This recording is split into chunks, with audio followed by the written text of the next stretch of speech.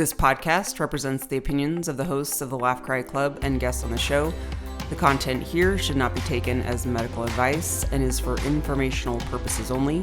And because each person is so unique, please consult your healthcare professional for any medical questions. While we make every effort to ensure that the information we share is accurate, we welcome any comments, suggestions, or correction of errors.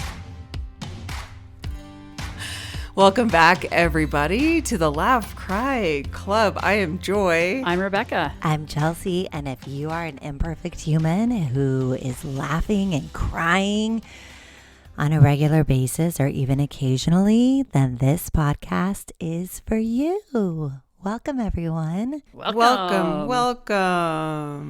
Here we are. It's another week. It's March. We're here in the thick of almost spring.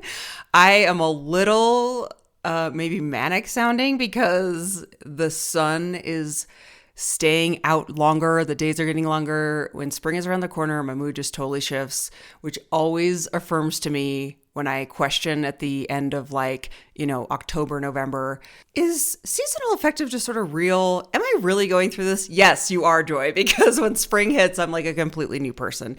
And we had such good weather last week, like almost t-shirt and shorts type of weather, that my mood was so good. I'm like, yes, the sun and the sunshine affects your mood. Never doubt that, and it's real. It is. I will say, I was wearing t-shirts and shorts for you last week. That's how warm it was here. I will say lucky. I mostly wear t-shirts and shorts, and that I'm most looking forward today to manic joy. This is exciting. It's a manic Not Monday. even a Red Bull. It's a manic Monday. So we are going to talk about hard life lessons, right? The things that we've learned. I mean, we are actually dreading having this conversation today with our hard life lessons. Yes. But we wouldn't be the amazing people we are today without these hard life lessons, We would right? not. We would not. And so we are going to start off with our laughs and our cries. We're 3 licensed clinicians, and we start off talking about highs and lows of the week, and then we jump into our topic. So I'm going to take this opportunity to nominate the manic mama on Monday, Joy.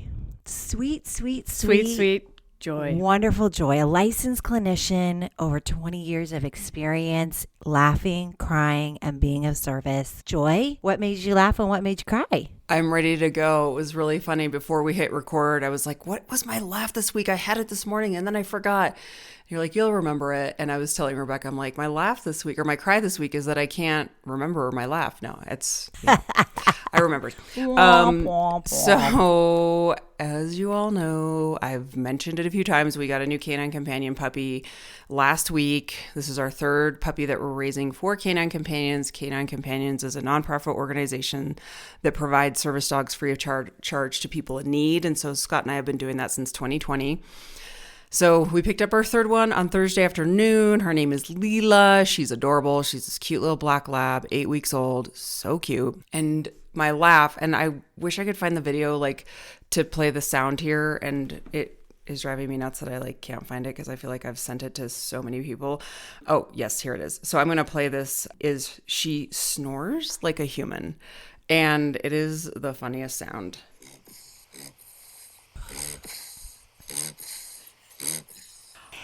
Is she okay? Is that okay for a baby? It's like a little pig. Yeah. And I was laughing so hard because most dogs have some some type of snore, and I was just like, this little thing is only 8 weeks old, so she has a snore like she's sawing logs. It makes us laugh so hard, and that's that's the fun thing about the puppy stage is every day you get this cute little thing that's just kind of a drunk sailor running around the house, doesn't topples over, bites at everything, and it just kind of keeps us laughing every day. So every morning when I take her out to go to the bathroom, she just kind of flops around. Puppies are just the cutest. So it's just been this very beautiful laugh every single day. My cry was, so this is a happy cry, but when you pick up a puppy for Canine Companions, it's a big deal. It's everyone, there's usually a big group of people because normally they deliver puppies. It's a huge volunteer heavy organization. And so they rely so much on volunteers. Pilots with private planes volunteer to fly and transport puppies to their puppy raisers. So oftentimes we'll be going to like a small airport to pick up these puppies. And most of the time, a lot of people show up at the same time, like picking up other dogs. Well, I was the only one with a Colorado dog this day. So I was the only person that was going to like be there to pick up a puppy. And Scott was out of town on a work trip, as I mentioned last week. So he couldn't make it. He barely missed it by like 5-6 hours. So I'm like, okay, I'm going to be by myself. And I was texting some people to see if I could get a group of people or someone to go with me, because you don't want to go alone. You want to take pictures. You want to like make it a big deal. It's like really exciting in the puppy raiser community to have, you know, people around you and take photos and post pictures and all that stuff. I was kind of feeling bummed out that I wasn't really finding people to go with me. And I did find a couple people to go. Thank you, Kim. Thank you, Beth. And then by the time I had found these two people, I was like, okay, I at least have 2 people that are going to be there to greet these puppies. By the time I arrived at the airport, there was like 8 people there. And so it was this huge group of us that I wasn't expecting all these people to show up. And I mean, it was for all the puppies, like, because we all gave them a break. There were more puppies on the plane that were like, they were pit stopping from Colorado to Texas, but still, like, they showed up and it was just this awesome group. And I just brought tears to my eyes. And it makes me so grateful that through all the stuff that we went through this fall, where we were supposed to puppy raise in September and we couldn't, because, and it's such an important part of my life, that we couldn't puppy raise because of this change in our house. And it gave us such a delay. And I was so sad about it that, like, now I'm back in it. And it was like, this community shows up for you and you could always count on them. And they're such good people. So it was just such a heartwarming, like, this puppy wasn't just, we're getting our next puppy. It was like symbolic of all the stuff that we went through. And now we can finally like focus on the things that we want to do. So that was my cry. Joy, how long do you have the puppy? So for people who don't know what canine companion is or puppy raising is, can you explain what that is and how long do you raise this puppy for? Yeah, so for this organization, you get them at 8 weeks old, and Canine Companions breeds their dogs. So they have this amazing breeding program where they breed the dogs for service. And at 8 weeks old, they ship them out to the puppy raisers. You have them for about 14 months, like 14 to 16 months is the average. And then you turn them back into the regional training center, which is kind of like, I call it college. It's an easier way for people to understand like what they're doing after you raise them. They go to college, they learn all these advanced skills, and then the trainers decide if they are appropriate to move on to become a service dog. So it's a long time, and everyone always says, I mean, the number one question you get as a puppy raiser is, how could you give them up? It is hard. It is truly, truly one of the hardest things I've ever been through. But like all the things that we talk about, last week I was listening to our show and Rebecca saying like, no matter what day something, you know, whether when you're grieving, if you plan ahead, it's still sad. And I think about that with puppy raising, because we don't always know the day we're going to say goodbye to someone. And it totally reminds me of puppy raising, because you know the day that you're going to say goodbye to this dog and you may never see them again, because when they become a service dog, it's up to the graduate if they stay in touch with you. And it's really not, you know, it's not your role anymore. It's like this dog is being raised to be a service dog. And so we know the day that we're going to say goodbye to her, May 2026. And it's always hard. So you're like signing up for this like amazing experience. And then truly, I hate to say this because it sounds so like, well, you just don't know until you do it. But it is like, until you've raised a dog or like have been in the program like this, it is one of the most fulfilling things you will ever do. And giving them up is just like, it is hard, but to see how much these dogs love to work and to see them matched with someone who needs them is like, you cannot even put it into words. So it's a funny question. It's such an obvious question when people are like, well, how do you give them up? It's like, yeah, it's the hardest thing. It is. I always answer very honestly. I'm like, it's the hardest thing I've ever done. It is really, really hard. So we don't go into this being like, oh, we can just give them up. Yeah, you know, there's a lot of emotion that goes into turn-in. It's like, it's a big deal. So puppy raising is our passion though. And we are really close to this organization. If anyone wants to become a puppy raiser, they're always looking for volunteers. You can reach out to me, DM us. I'm happy to put you in touch with the right people. Let's pass it on. Who are we passing it on to this week? Dun, da, da, da. I'm going to pass it on to the most amazing human with a red headband that I always love your dopamine dressing. It really makes me smile. Is the sweater you have on the one with the hearts that I love? It is. It sure is.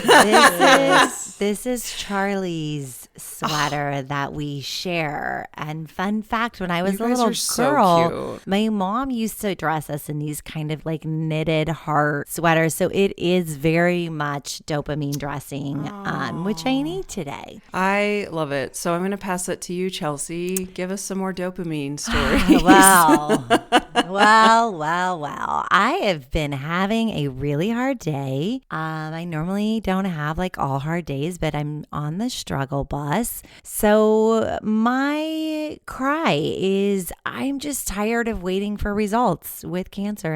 It's been almost 3 years. I feel like I can't plan anything in my life. I feel like I don't know what next week's going to look like, let alone next month. And I know we don't know this, but today I feel just really overwhelmed with uncertainty. I feel like I have too many doors wide open and I want certainty right now. And I know that that is not something we can have, but I want to know what's next. And so we're still waiting on a blood result test to kind of tell us where things are at. We do have a meeting with a surgeon on Wednesday, and I'm just really eager to know what's going to happen. And I feel very flooded emotionally. So my cry has been like several times today. And now I'm laughing because about 10 minutes before we recorded this, I was like, Chelsea, you have got to pivot. Like you've got to pivot. Like you can't stay where you are. This is not a safe place to be. So I picked out this sweater and this red headband and I put on some lip gloss and brushed my teeth. And that was good enough for today. Sometimes that's all it takes. Humaned, and that's good enough for today. So yeah, I mean, I've worked today, whatever, but I haven't really done much for myself. I ate pizza and ice cream a few hours ago for like some extra dopamine. Yeah. What kind of ice cream? It was a Skinny Cow ice cream sandwich, and it was those are so really good. It's just like a regular ice cream sandwich, but it's called Skinny Cow. I don't know if it's supposed to make you skinny, but I think the more you eat, you have like a higher chance of like getting extra thin. So I just keep pounding ice cream and pizza. The more you eat, the more skinny you get. Yeah, because it's called Skinny Cow, and a cow's my favorite animal, and I want to be a skinny cow, so why not, right? So I ate a few of those and a couple pieces of pizza, and I put on this outfit, and now I'm back. Now I'm back for right now for this hour. So that is my cry, my laugh. Oh my gosh. Okay, this weekend we had a volleyball tournament. Welcome to volleyball, club volleyball, all things volleyball. This is my life. And I was, I don't know, I had two of the extra girls on the team, two girls who needed, you were their like parents a momager. couldn't make it. Yeah. So we go to Atlanta, which is like one of my favorite cities. One of my girlfriends met me out there. She's hilarious, amazing. We laughed so much. My cup was full. We have these little girls with us. They played their little butts off. I'm so proud of their team. It was just amazing and intense and so good. And when we're driving home, I see a sign for Dickie's Barbecue. Now, Charlie has recently said, she's like, I miss when we used to go to Dickie's in California all the time. There was one by us who used to go there all the time. So this was kind of cool because I see one, and she just mentioned that this week. And I was like, oh my gosh, there's a Dickie's. So I pull off in pretty shady part of Georgia, very shady part of Georgia. And I just drive looking for this place. And it's like now getting kind of far out. And I'm like, oh, did I make a mistake? But then I'm like, I'm already committed. And I woke up all the kids. The girls were passed out in the car. They had played like 7 games back to back. They were exhausted. So I'd woke them up and been like, come on, we're going to go get barbecue. So we pull into this little itty bitty tiny Dickie's, and we're so excited. And there's one kid working. Now, he looks about my son's age. So he looks about 16. He's got a beanie on, may or may not have been stoned, a Slayer shirt.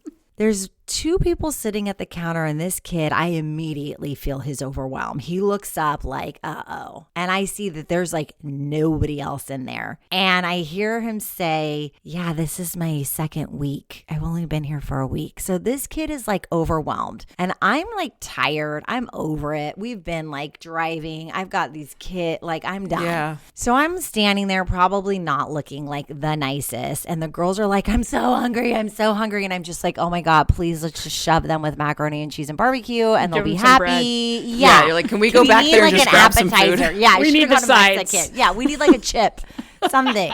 We need something.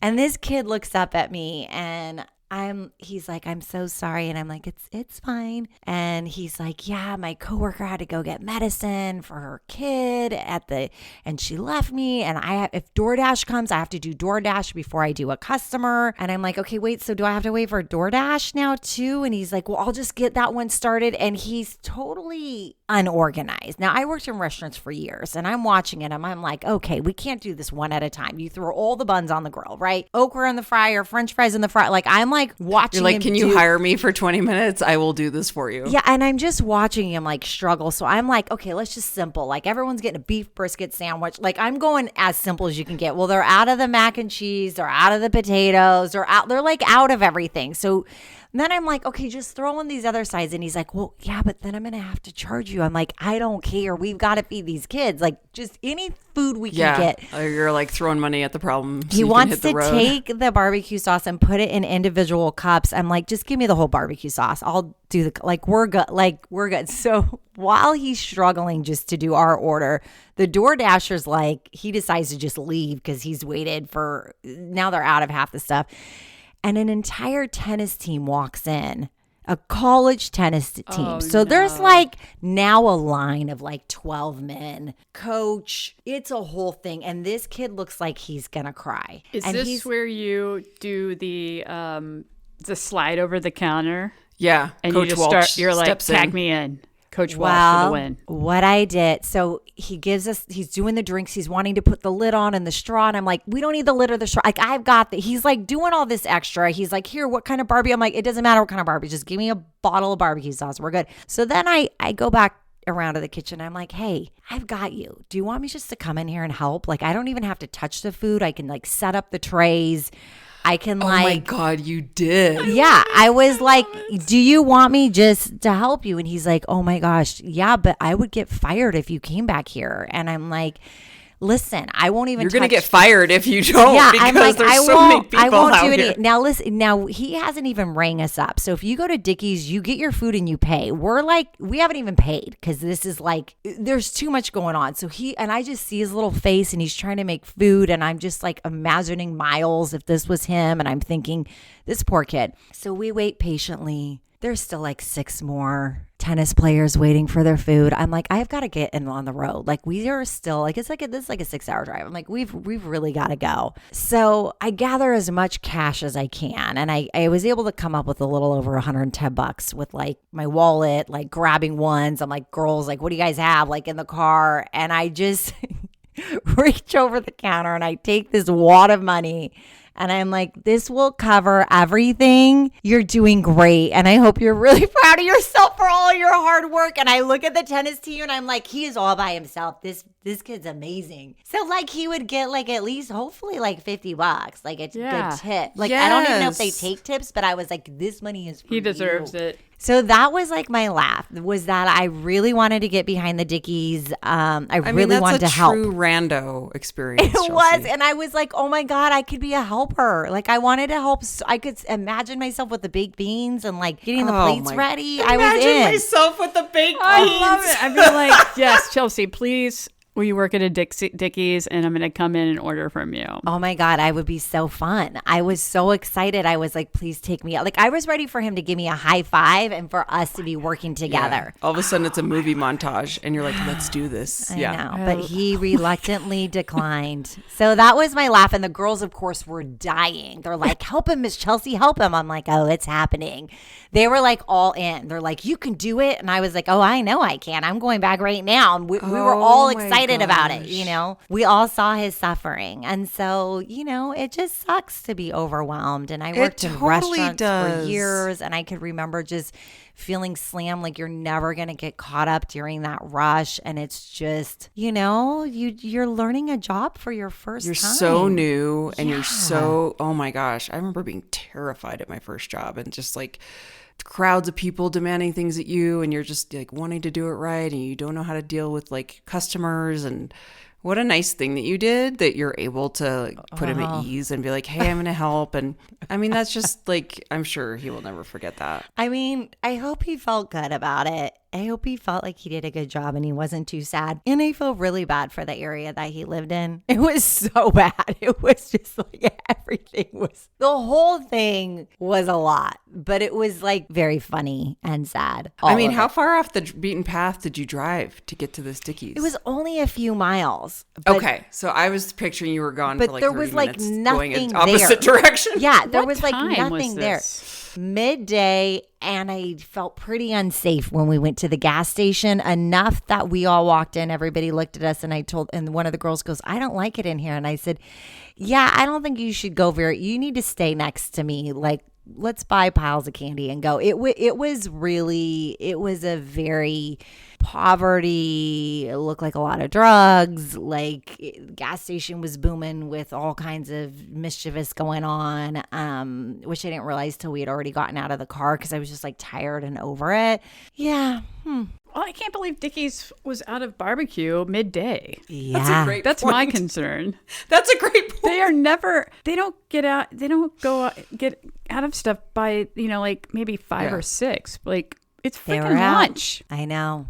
Somebody did not smoke the meat. They were out humans and out food. And I was in. I was all the way in. And I talked it up to the girls. So they were in. And you had all the sauce you could ever want, but no meat. Oh, and then it was really cute. One of the girls who was with us, one of the volleyball players, she then offered sauce to the tennis players. I bet she did. I bet she What did. a team player. Yes, she did. She was like, oh, I'll offer them some of our sauce. I'm like, oh, okay. Okay, so speaking of saucy sauce, and somebody else who knows Buc-ee's, I'm going to pass it on over to our Rebecca. Saucy. I love some sauce.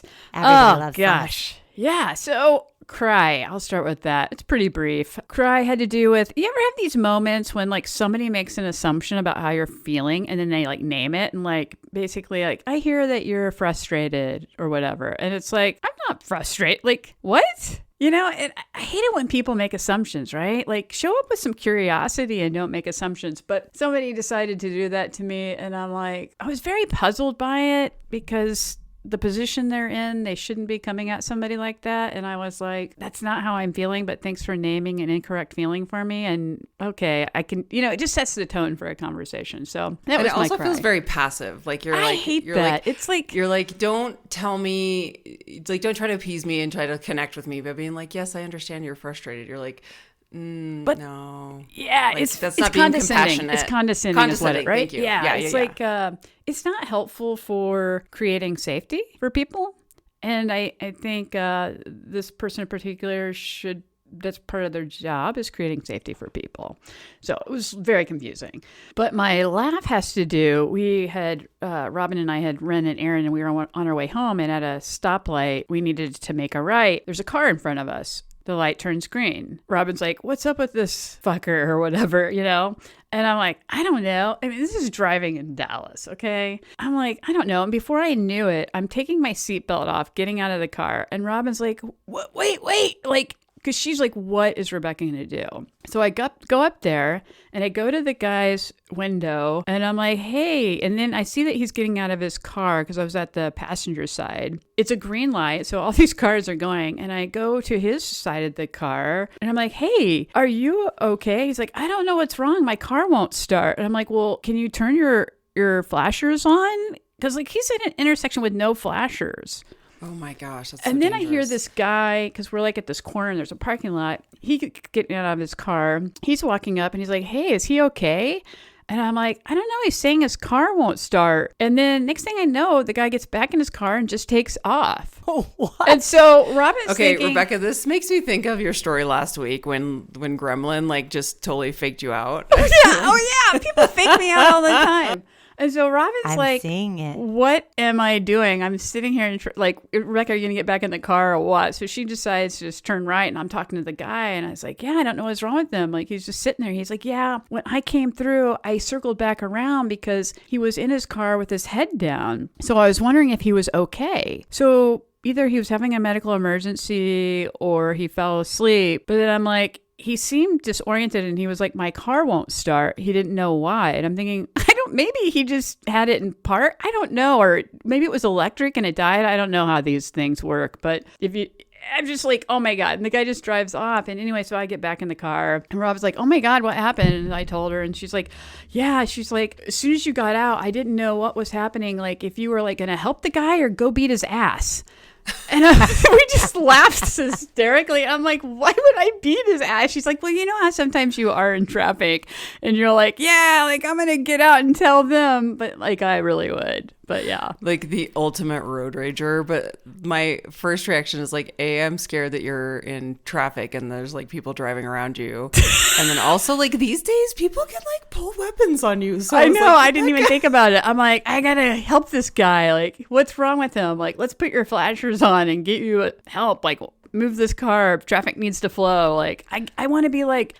Sometimes I want to get out of the car and direct traffic like a police officer. That's why you're the head of TSA. Like, you are just so good. Get this moving. I mean, hey, sometimes I want to get behind a counter at Buc-ee's and start scooping beans. Like, It's like we don't know. We don't know what we're capable of. We just Scooping want to be of beans. service.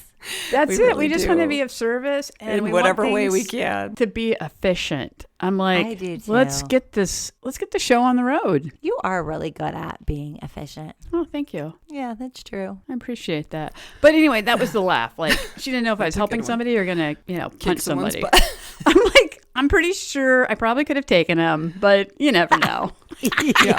You're like, think- do I you know think that I'm I've done like stronger than I am. 100 High Rocks events? Excuse me. At doubles, you never know. Joy could come in like a superhero. And You just Could be your backup. be like, yeah, I'm gonna make him a wall. Okay, well, those are some really good laughs and cries. So this week we decided to talk about hard life lessons and how we've grown from them. I think the point of this really is to maybe listeners reflect on on your own lessons, life lessons, and things that you've been through.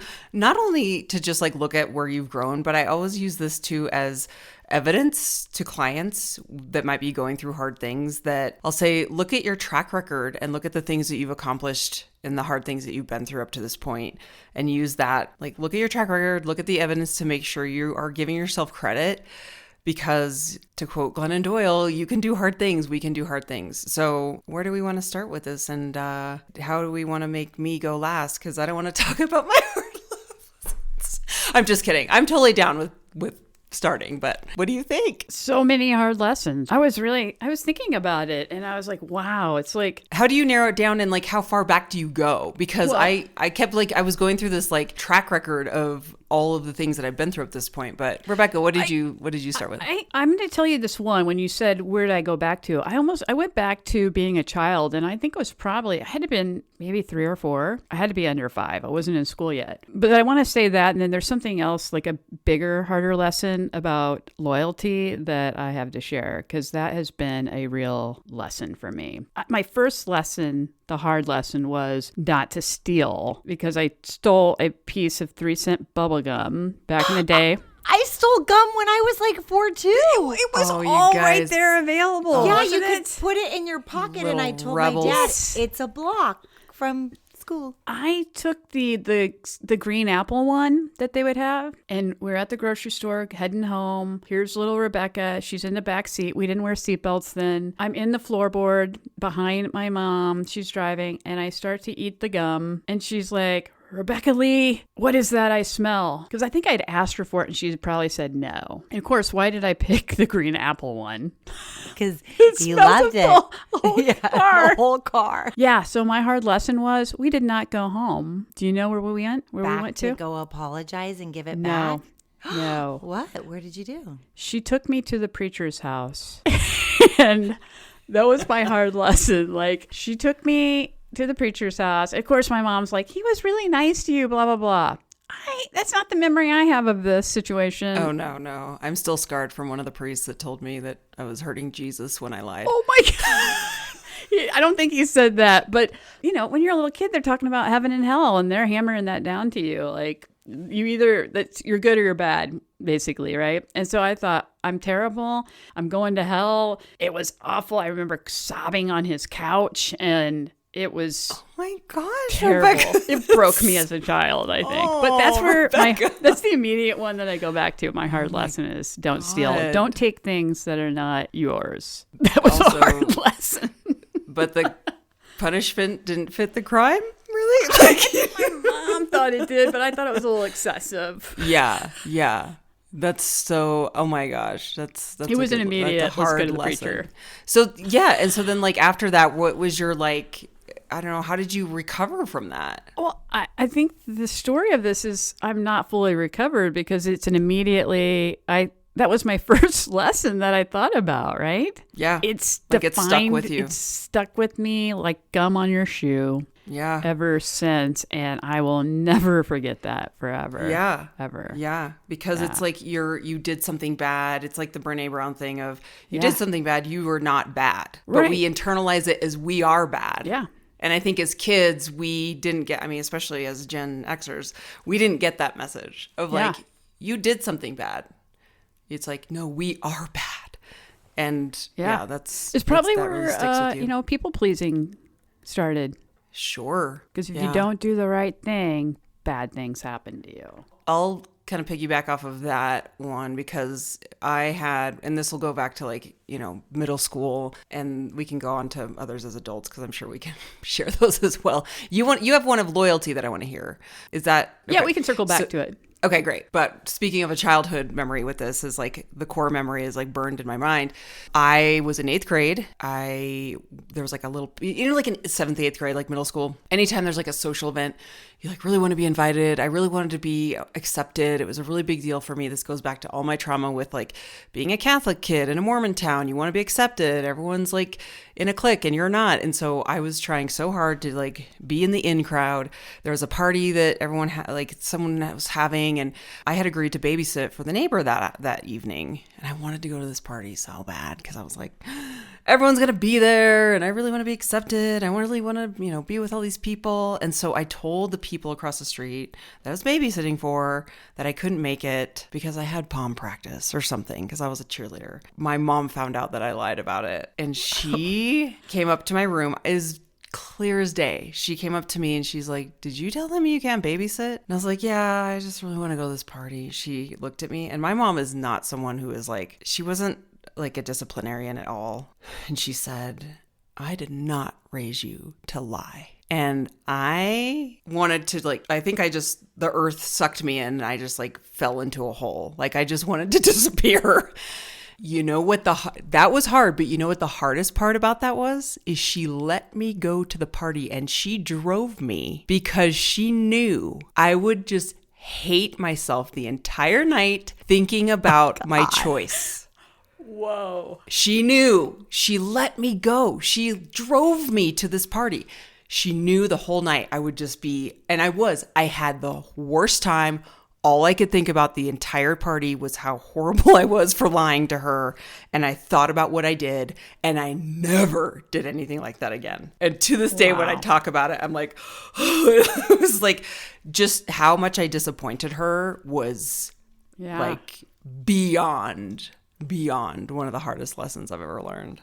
Whew. She was like, I'm going to just let her guilt do this for her. 1,000%. I'm going to let the guilt do all of the consequence here. And it Catholic worked guilt, like a charm. Because it's Catholic guilt. Catholic guilt's the worst.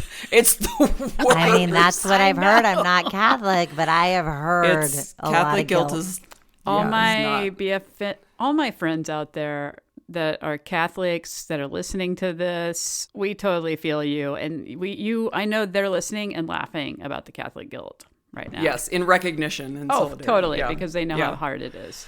Whew, yeah. Oh my gosh, it's like confession time. This is like a confessional.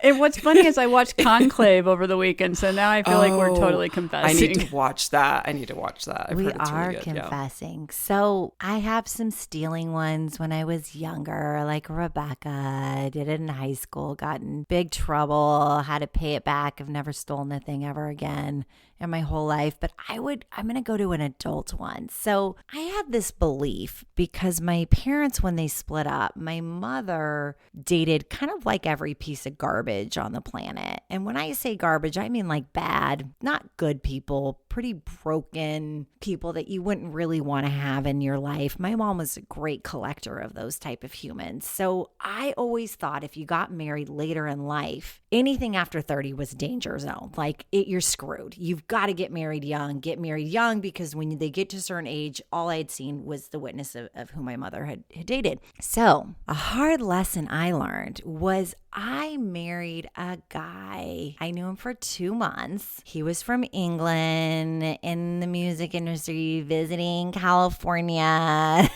Met him at a bar. Wasn't in love with him. He was fine. It was whatever. But he was really obsessed with me. He was really, he was very mid, according to my daughter. Mid. But I married him because it felt really safe to have somebody love me so much. And I felt safe that like he would never leave me because he was so into me. So I would say that the lesson wasn't necessarily that, but the lesson was that I stayed married for 6.5 years to this guy because my dad had such judgment about getting divorced that I didn't want to disappoint my dad and get a divorce. Oh, wow. So I stayed in this relationship that was so empty. My ex-husband had like a porn addiction that I found out later, like he couldn't make money. It was just a disaster. And we were friends, and so we were fun as friends, but like this was not like real good person. This wasn't a great person to be married to build a life with, right? There was a lot of unresolved issues. Nice enough guy, just a lot of issues. And so I didn't want the judgment of getting a divorce because I knew how much and so I abandoned myself. And I went through bouts of depression, and I had a really, really, really hard time. And my ex-husband ended up cheating on me. And I was so excited because I'm like, yes, now I can leave and no one will judge me. Yeah. Wow. Wow. What a fucked life lesson. So Wow. I look back now and I'm like, I will never abandon myself ever again in the name of not being judged. Because my dad would have been fine, right? Like this was something I built. Like he might not have liked it. I'm sure he didn't like it, but this wasn't going to break my relationship with him. You know what I mean? Like this wasn't going to be, but in my head, that people pleaser in me, I wanted it to be, I wanted to not have a divorce. So that was a really hard life lesson. And I had to do a lot of therapy during that time. I was very young. I got married when I was 23. I learned to radically never abandon myself again in order to get somebody else's approval, because it was cruel to him, to my husband at the time. And more importantly, it was cruel to me. It was like I ripped myself off, from 23 to basically like 30, like so sad. So, or maybe I was 22 when we got married. That's a hard lesson. That was a big adult one. So my lesson is to never abandon. Don't abandon yourself in order to seek someone else's approval, because the most approval you ever need is approval from yourself, because you have to be with yourself. So It's okay to disappoint people. Yeah. It reminds me of the stories that we tell ourselves, the ideas that we're tied to. Like you're saying, you didn't want to get a divorce because you didn't want to disappoint your dad, because like that was the narrative. You don't get divorced. And he was so judgmental, so judgmental about divorce, even though he was divorced. And my mother was so judgmental about how it was like, I have to stay in this. Yeah. I told myself that. Yeah. So that was a big one. That's a big one. Yeah. That's a big one. And I'm smiling now because it's just like, wow, you look back How and far you you've just come. think, you think like, wow, wasting your time living to get someone else's approval. Like, yikes. There was a lot of wounds there I had to work through. Mm-hmm. It's a great lesson for us all to take with us, though. Thank you for sharing it. In a way, it kind of fits in with what I was thinking about as far as loyalty goes. I find if somebody asks me to describe myself, one of the words that I always say is extremely loyal. I don't know. I've just always grown up with, I'm just always going to be loyal. And so the lesson I feel like I've learned through life time after time is that loyalty does not always pay off like I think it should. It's been a very difficult truth to learn about relationships. Because I think when I consider loyalty, I'm thinking about trust and reciprocity. That I have learned is not always mutual. So like if you're going to be loyal to maybe a person or say a job or something, career, like sometimes you're not going to get that back. And that has been really hard to learn because I was raised like, yeah, you stick with it, right? You give it all you can, basically abandon yourself, right? In some ways. And I found like you end up staying maybe in harmful places that you shouldn't be because your expectation of loyalty is like, oh, you're going to get that back, right? But I have found that's not always true. Don't you think of this almost with these hard life lessons or things we go through? I think this really connects to our values, right? So a value of yours would be loyal, but we're loyal when that aligns with the loyalty to ourselves first, right? Like I have an obligation to show up for myself first. And sometimes we mix those up where we're like, oh, I need to stick with this or I need to do this because I said I would. And we forget that like, hey, things change and you can change your mind. That doesn't mean that you're being disloyal or that you're like screwing someone over or that you're not sticking it out. It means that you have new information and you're no longer, I always call it heart and head connected. You're no longer heart and head connected. And so the loyalty part might stay in the thought of like, I have to, but the body's screaming, no, like this isn't working, right? And so I think if we get really big with our values and the things that matter with us the most, and we're open to being flexible and changing our mind, this really helps because we have these life lessons. And guess what happened, y'all? We changed our mind. That is true. That's why it was a lesson. Rebecca decided to not steal gum at age 4. So did I. But then I revisited stealing bras at age 12. Yeah, and got caught. And you decided you weren't going to do that again. And I haven't. I'm 47 now, and I haven't stole since I was 12. And good job. Yeah. Good job. Clapping for myself over here. But, you look at these things and you think, we have to be able to change our mind. So we can say loyalty is important to me and I don't need to be loyal to a person, place, thing, whatever that isn't reciprocating. That right. Isn't it's like aligning.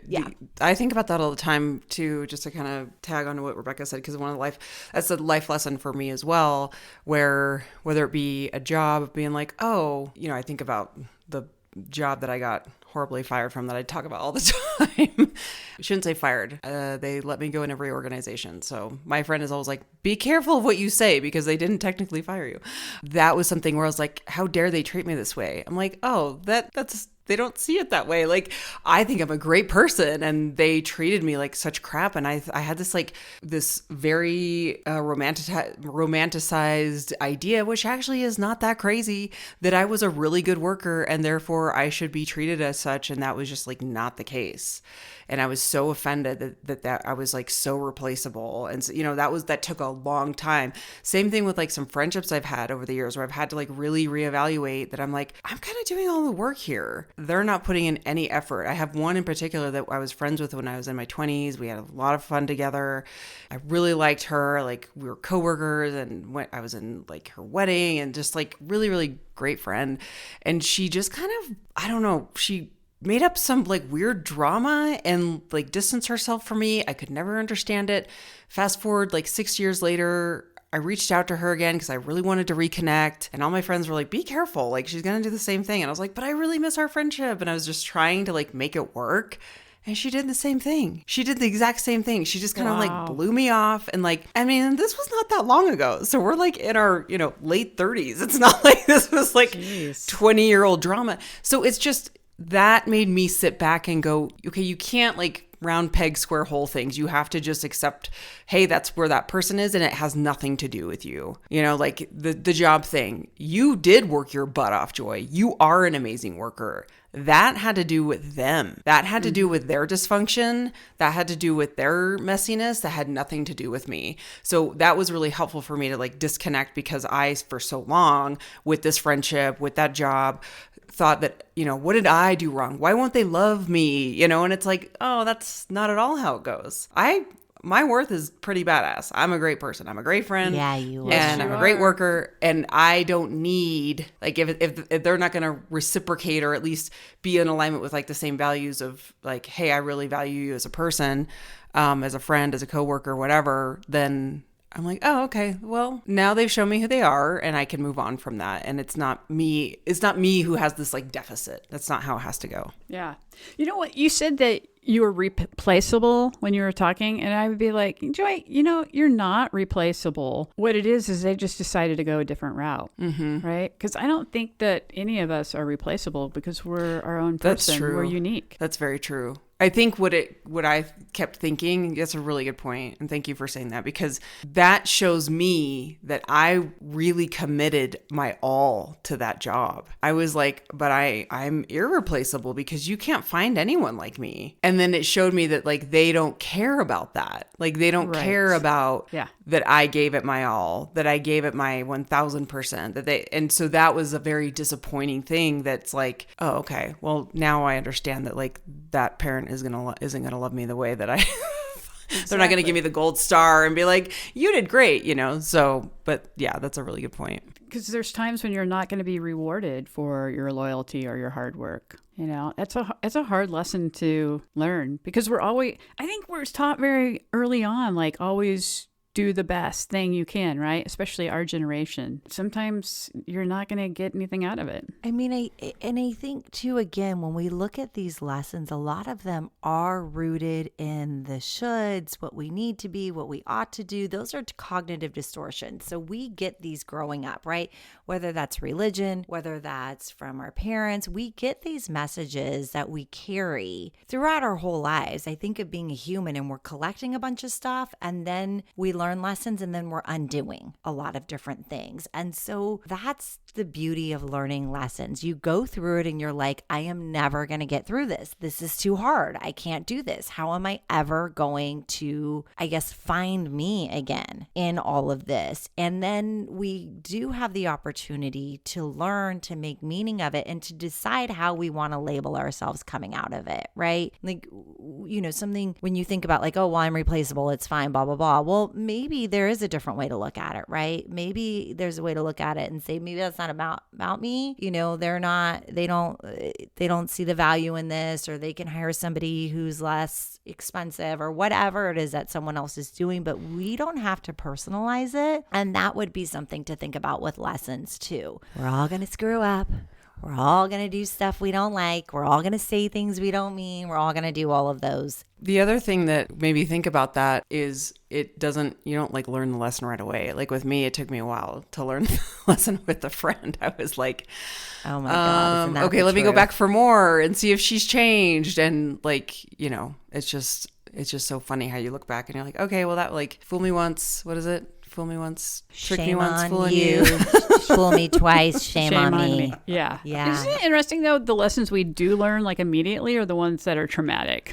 Yes. Oh gosh. And like, why do we have to do that to ourselves? Right? But I learned very quickly, don't steal some gum and chew it in the car with your mom. Yeah. Don't touch the hot stove. Don't you touch learn the real hot quick. stove. Well, those are like natural consequences too, right? Which are kind of the best, because nobody even has to punish you for touching a stove.